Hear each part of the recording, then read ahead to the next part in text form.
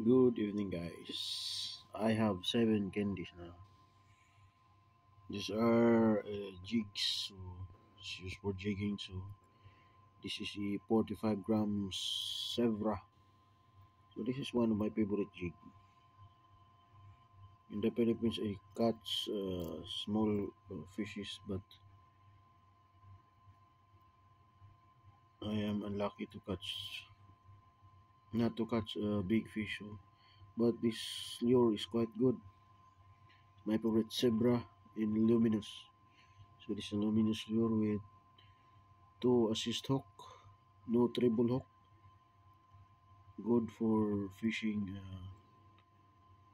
in rocky areas in sea reef.